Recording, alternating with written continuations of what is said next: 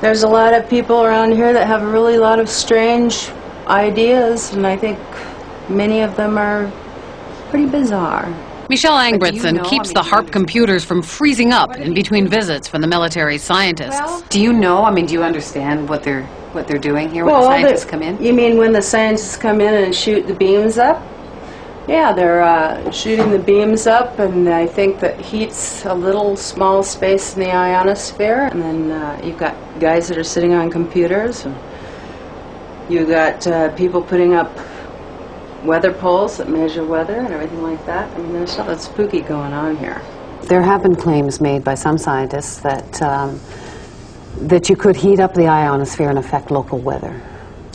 If you were to do Eastland patents, I have no doubt that's the case. Claims are being made that it could disrupt global communications. Global? Yes, No. that it could shut down another country's communication system and enhance your own. Not HAARP. Not HAARP in As it is Alaska.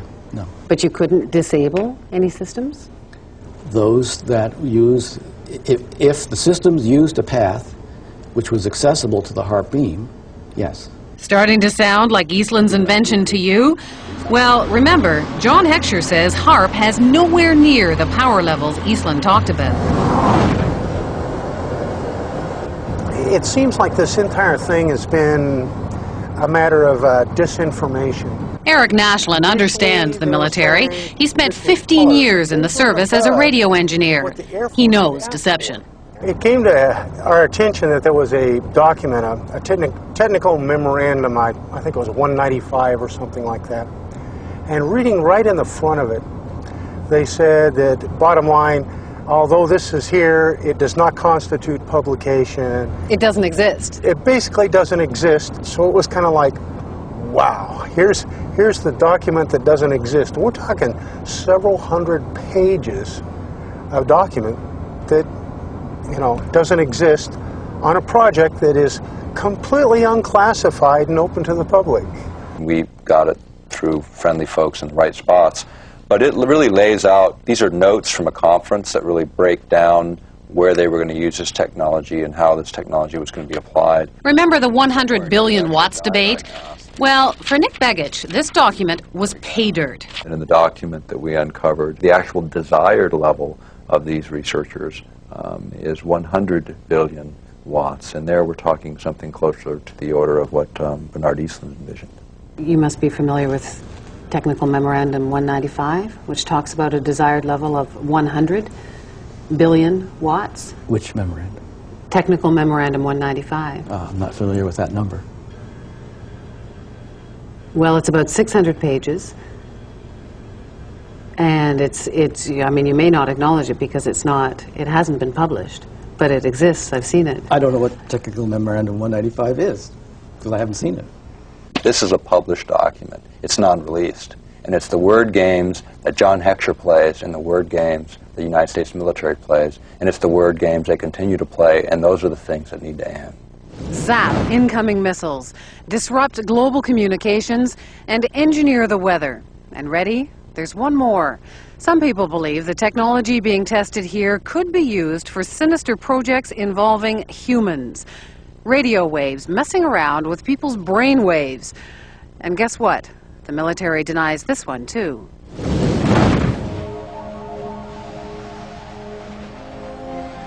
The human mind is subject to being affected by radio frequency energy, and that's what this device is. In other words, you can move the moods of large populations using this kind of technology. So now we have not just maniacs in the Pentagon, but a bunch of Dr. Strangeloves? Pretty weird stuff. But scientists have been experimenting with radio frequencies on animals' brains for decades. And the military has followed it all very closely, especially once it found out the Russians were onto it. It was all kept a deep, dark secret by the two superpowers. Back in the 60s, the Soviets began zapping the American embassy in Moscow with a low-frequency beam. No one knows for sure what they were up to, but one theory is that they were trying to mess with people's central nervous systems. And one report did say the diplomats got depressed a lot. And hey, just think of all the nifty applications against the enemy. Why blow people up when you can drive them crazy? From documents dating back into the early 80s, we see that the military had discussed the possibilities of mind control through radio frequency energy. The possibility is there. The military has studied it.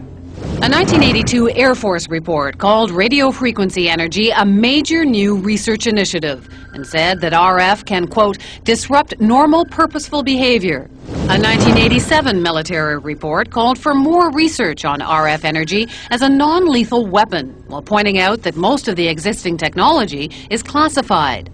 And sure enough, in 1993, there was a big conference at Johns Hopkins University. Here, the entire conference was classified.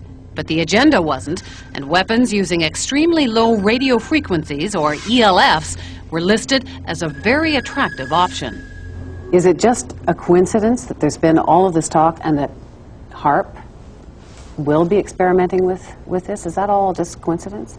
I believe the ability of ELF to affect the mind is a side issue for us. It may be real. I can't say. It's been exceedingly difficult to find information on what is supposed to be a major new initiative of the military. All we see is HAARP.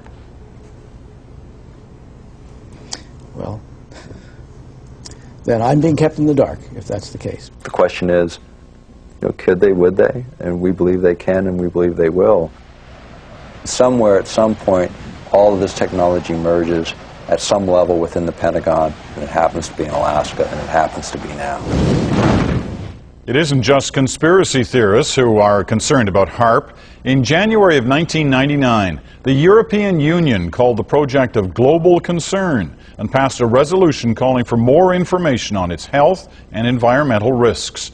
Despite those concerns, officials at HAARP insist the project is nothing more sinister than a radio science research facility.